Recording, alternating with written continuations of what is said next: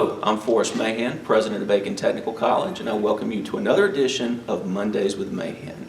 Today, my special guest is Melissa Johnson, who is here to speak with us today about an ongoing Dynamic Dialogue series. Ms. Johnson, welcome, and tell us a little bit about what Dynamic Dialogues is. Thank you, Dr. Mahan. Well, Dynamic Dialogues is our guest lecture series here at Piedmont Technical College. We launched the series in 2016 as part of our student activities calendar and schedule for the year. This would be the scholarly component of our student activities offerings.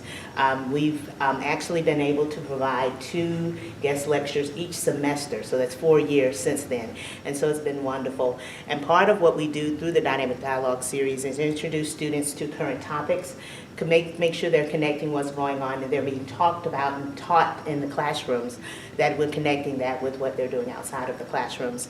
And one very important component is the DEI structure and connection with some of the topics we've been able to address. And DEI stands for? Diversity, equity, and inclusion. And it's important that we have the students engaged, not just simply in the classroom, but outside the classroom as well. And there have been some very impressive lectures over the course of the years, Yes. but we have an exciting one coming up this month on Thursday, March the 17th. Will you tell us a little bit about that dialogue and also who our guest is and what it is in honor of?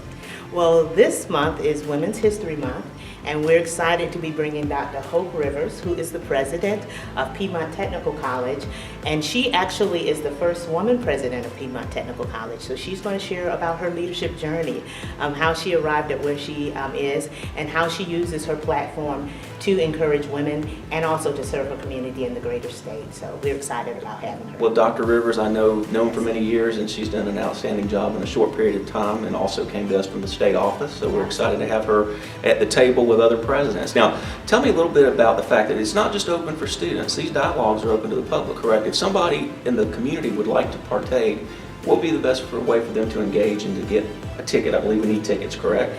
Well, for this one, actually, it's open to the public, and tickets are not required. Wonderful. They may be offered, and if so, they can find the information on our website.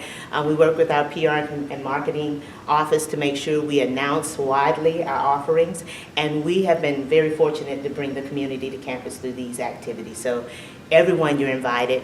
Free lunch for the first 50 attendees, so that's always a big draw. Well, it's always a good draw. Food Yes. will always help bring people in. And I think it's important as we come out of COVID, we need to re-engage with the community. We need to make sure that we have accessibility and that we've got a lot of great things going on campus that encompass the dynamic dialogues. But the more people we get on campus, the more they can see what we have to offer. So Ms. Yes. Johnson, thank you for your work on the Dynamic Dialogue series. We look forward to the March 17th event.